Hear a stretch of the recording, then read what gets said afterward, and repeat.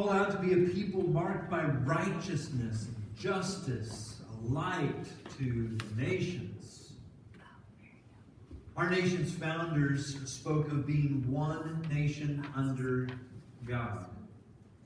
Literally, Israel, at least initially, was one nation under God. They were actually, their government was a theocracy. It's literally, God was their king. God had miraculously given Moses the laws, and they had priests to maintain justice. But with their prophets and their priests and their leaders, they went to God to discern every decision for their nation. At least that's what they were supposed to do. Eventually, Israel kind of left the ways of the theocracy as God is king, and they took on a monarchy where they had a king just like all the other nations had kings. And it wasn't long before the nation divided into two, north versus south.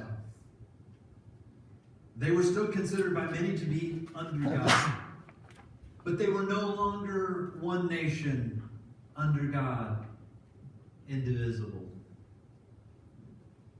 And really, they might have said that Yahweh God was the God of Israel, but practically speaking, most gave no regard to being under God as a nation. Everyone did what was right in their own eyes, including the kings who made laws to suit themselves or a particular segment of the society without any regard to God's laws.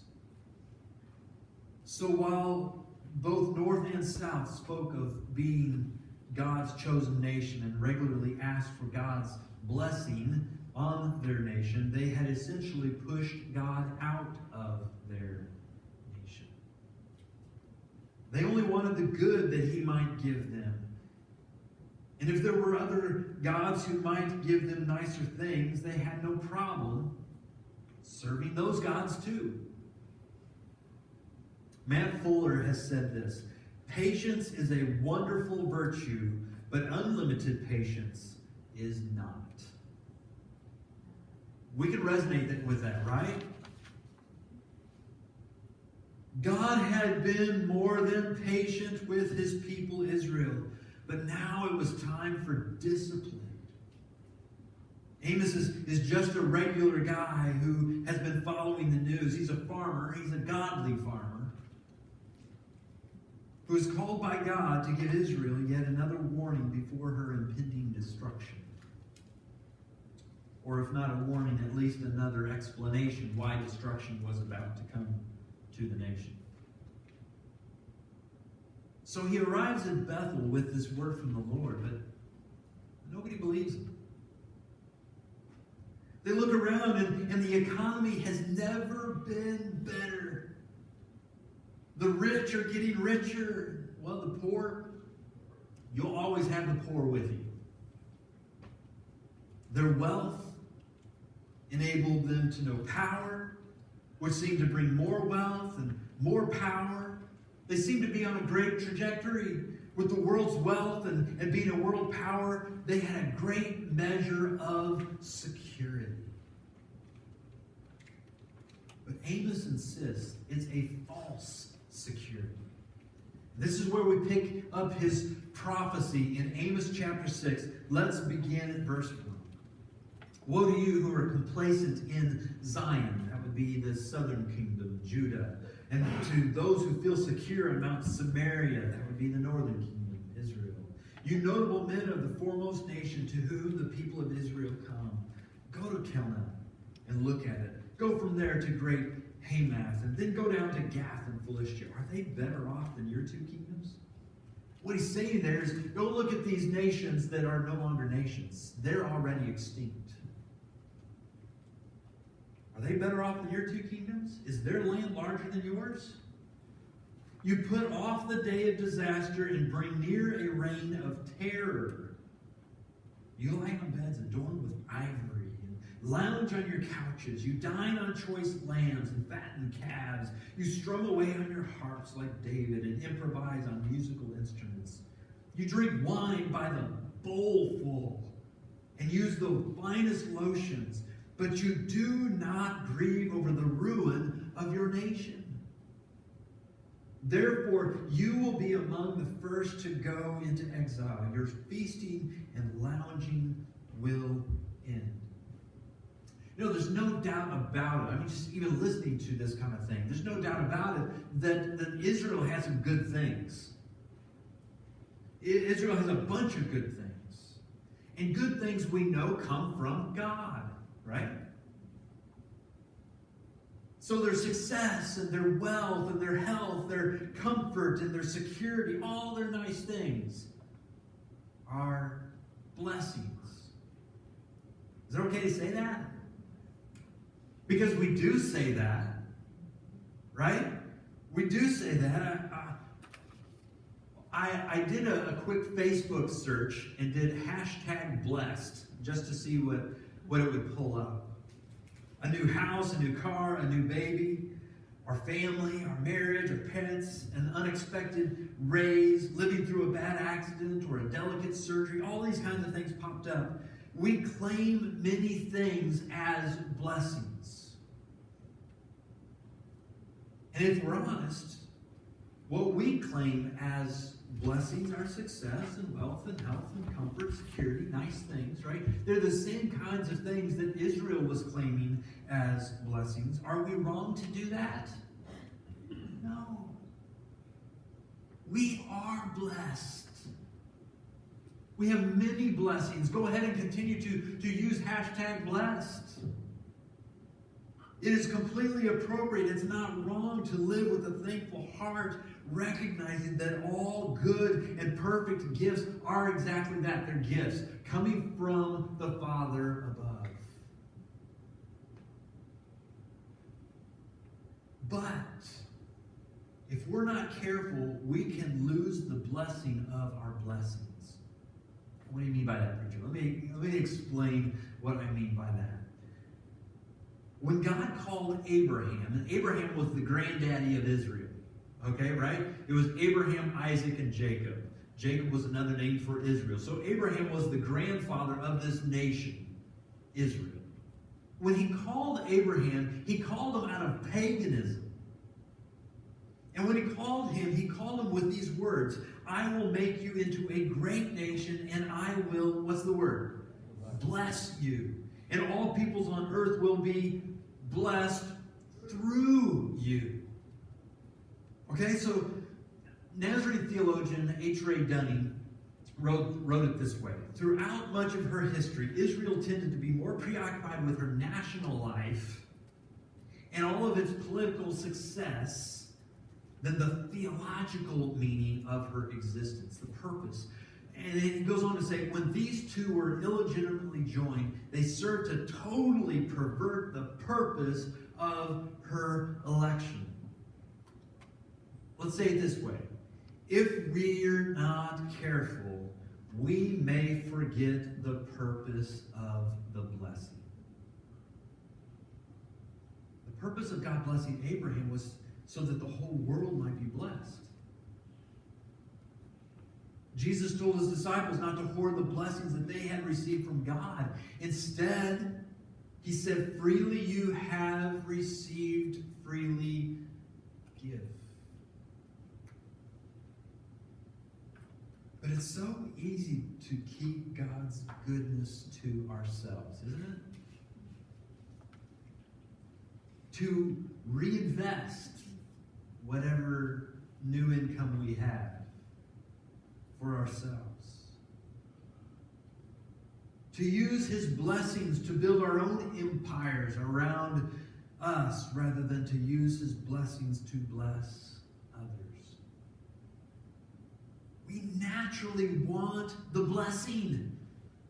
We will even pray, God bless us. But have we forgotten the purpose of the blessing? Jesus was once teaching his disciples, and he said, which of you, if your son asks for bread, will give him a stone? Or if he asks for a fish, will give him a snake? He says, if you then, though you are evil, know how to give good gifts to your children, how much more will your Father in heaven give good gifts to those who ask him?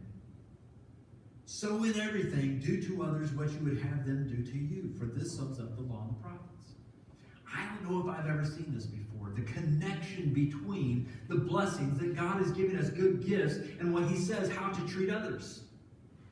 You see the connection there? That we cannot separate our blessings from righteousness and justice. Righteousness being understood as the right relationship with God and with others. They can't be separated. God has given us gifts so that we can bless others.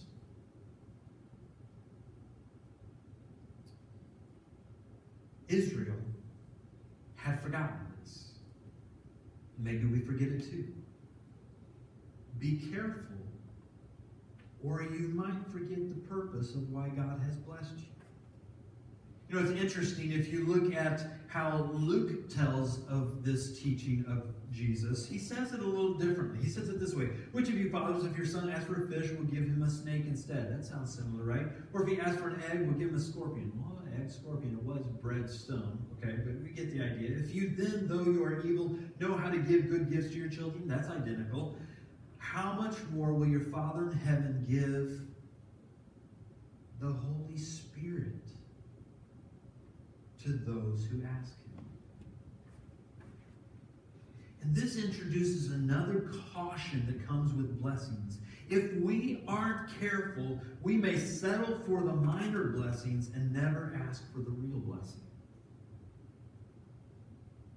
Food, water, shelter, they're kind of important, aren't they? Those are certainly blessings that we don't want to take for granted. But here Jesus reminds us of the biggest blessing that we should be seeking. Him. God's Spirit active in our lives. His hope and his peace, his joy, his purpose and wisdom and leadership. Life with God is the greatest blessing. Israel would take all the good things God wanted to give her, but she wasn't interested in him. He wanted to give them himself, but all they wanted was his stuff. I hope that's not you, because it's not only rude and disrespectful and selfish, it's idolatry. It's worship of the blessings rather than the Father of the blessings, isn't it? When you are in relationship with God and he fills you, you don't need to go looking for additional fulfillment. If you'll listen to him and follow his daily direction, he will give you everything you need to know the truest, fullest life possible. Jesus said it this way. So don't worry, saying, what shall we eat? What shall we drink? What shall we wear? For the pagans run after all these things. And your heavenly Father, he knows that you need them. But seek first his kingdom and his what? Say the word. Righteousness. And all these things will be given to you as well. The psalmist says it this way: taste and see that the Lord is good. Say the word. Blessed is the one who takes refuge in him. Fear the Lord, you his holy people, for those who fear him lack what? Nothing. Nothing. The lions may grow weak and hungry, but those who seek the Lord lack no good thing. Don't trade minor blessings for the real blessing. Knowing God through a daily relationship with Jesus is where true blessing is. And let me just say that if you have not known that true blessing, today begin there. Begin there. The third caution that comes with blessings is this: we may take credit for God's blessings and become self-righteous. In a word, that's pride. And Amos has something to say about that. If we catch up with him in chapter 6, look at verse 8. The sovereign Lord has sworn by himself, the Lord God Almighty declares, I abhor the pride of Jacob and detest his fortresses. I will deliver up the city and everything in it. Jump over to verse 12, and he says it this way. Do horses run on the rocky crags? Does one plow the sea with oxen? But you have turned justice into poison and the fruit of righteousness into bitterness. You who rejoice in the conquest of Lodabar and say, did we not take Karnaim by our own strength? And Amos is having fun with some play on words here. Lodabar actually literally means nothing. Karnaim actually means horn, and horn is a symbol of power.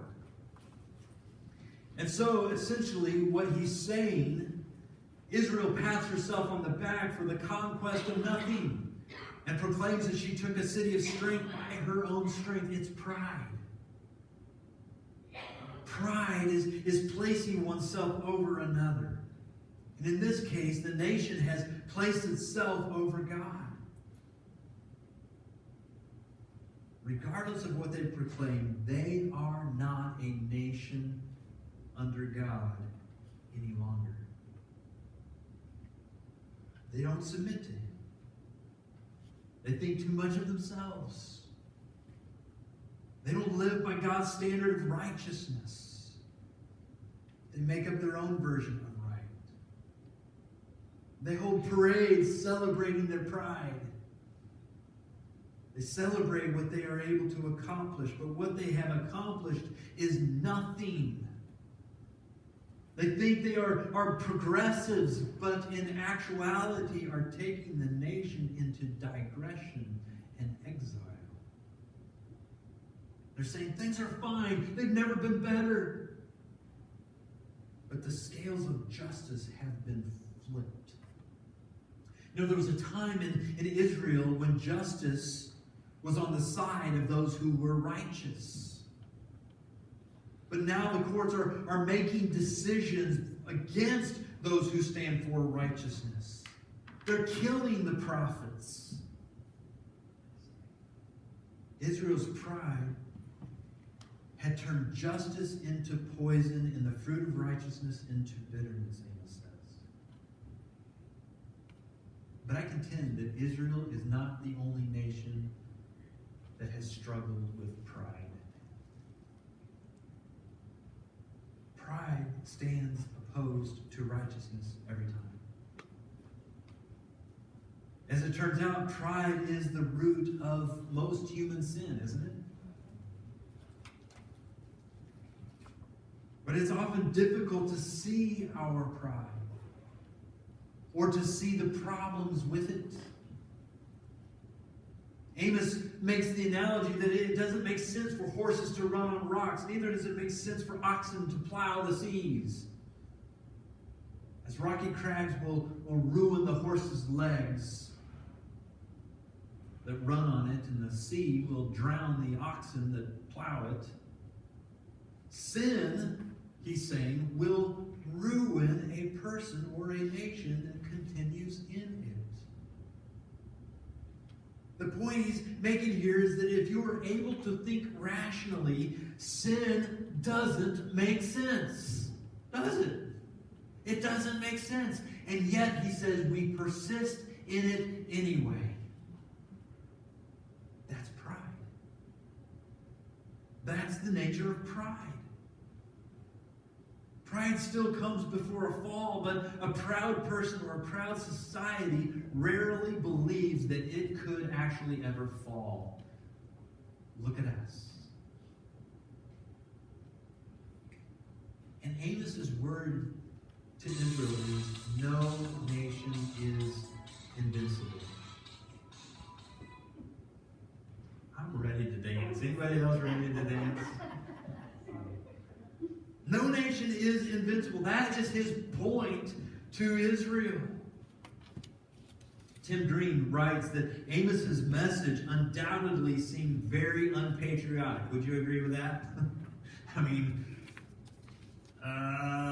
king's not wanting to hear this word. But it could actually be argued that the reason that Amos is saying these words is because he loves Israel so much, because he loves his people so much. No one wants to see destruction come to their own nation, do they? Nobody's begging for that. He loves them, and so he's giving the word of the Lord, saying, you're going down the wrong path. And it's not going to end well. Regardless of what his motives are in preaching this word. Let me say it this way. No matter how much we love others, we must put God ahead of country every time. We have to put God ahead of country. Full allegiance should only be given to that which is fully under God. Tim Green writes this way: prophets who speak the truth with conviction seldom receive any respect or welcome among any nation that claims a God on our side theology and political ideology. Let that sink in, what he's saying. That caused me to take a step back. I am so grateful that I live in a nation with freedoms. I'm so grateful to live in a nation where lawmakers, for the most part, have tried to align the law with God's standard of righteousness. But in our own country's history, we can't deny that we have struggled with pride and that there's been this belief that God is on our side. Think manifest destiny. Remember that from your history books? I contend that we still struggle with this issue of pride. Those who live by God's standard of righteousness are often labeled self-righteous, while those who espouse their pride are celebrated. Justice and righteousness have been flipped. We commonly hear the call, God bless America. And we do want God to bless America. And don't you know that God has blessed America? Yes, He has.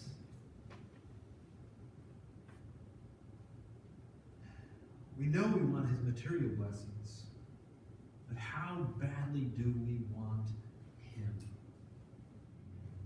I fully understand that most of us, if not all of us, in this place today,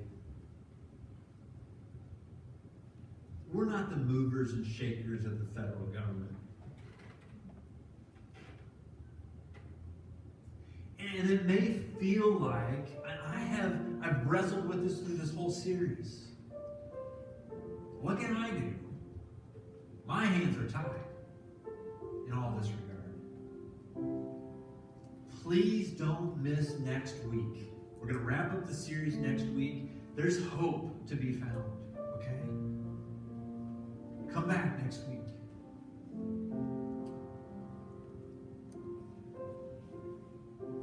But I believe, even though we may not all be, those that can change the laws of the land and all of that, I think that today we can each one assess where we are today. And I think that there are some questions that we can ask ourselves. Like this: have we forgotten the purpose of the good that God has done for us? Have we forgotten what He's done for us? Have we turned what he has done to us in terms of material blessings into idolatry and begun to worship the blessings rather than the Father of blessings? Do we humble ourselves before God? Have we received him? Or are we just thankful for the things that we receive from him? Have we forgotten that good things come from God? Has pride caused us to exalt ourselves to a place that should only be reserved for God? You know, it occurs to me that it's so easy to see pride in others. I'm asking God, show me my pride. If there is something in me that is just self-righteous, that's just pride. That's not righteousness at all, is it? Righteousness is living in touch with God and with others in right ways, his ways. I've been asking God, speak to me. Communion offers us the opportunity to remember who God is. To remember what he has done for us. And for us to remember our position, not above him, not pushing him to the side, but a position under God in his grace. I want to close with a teaching from Jesus. Matthew chapter 5.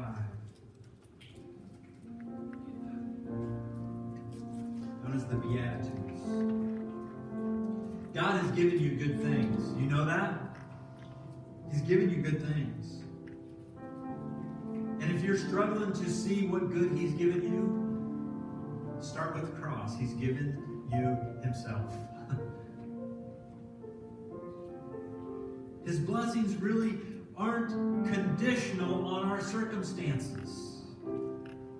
And that may be important for us to understand. Jesus said, "Blessed are the poor in spirit, for theirs is the kingdom of heaven.